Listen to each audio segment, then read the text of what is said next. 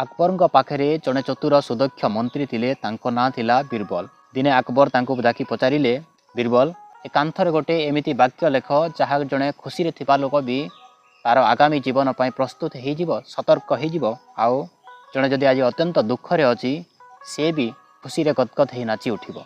बीरबल कहले ठीक अच्छे महाराज मु निश्चय काली लिखिदेवी। तापर दिन कांथरे आसिक देखती तो कांथरे लेखा थाए ये समय चलीज। तापर अकबर बीरबल को पचारिले बीरबल यार अर्थ कौन? बीरबल तांको कहले देखंतु महाराज आपण जदि आज अत्यंत खुशी अच्छी ताहेले भी ये समय चलीज। आसंता समय पाई आपण अंटा भिड़िकी प्रस्तुत हो जातु। आज जदि खुशी अच्छी दुख पाई प्रस्तुत हो जातु। आउ जदि आपण आज अत्यंत दुखरे अच्छी ताहेले ए समय भी चलीज। तेणु धैर्यर सहित से समय को अपेक्षा करंतु। ए दुख भी चलीज काली निश्चय सुख आसी। ए समय केबे स्थायी नुहे।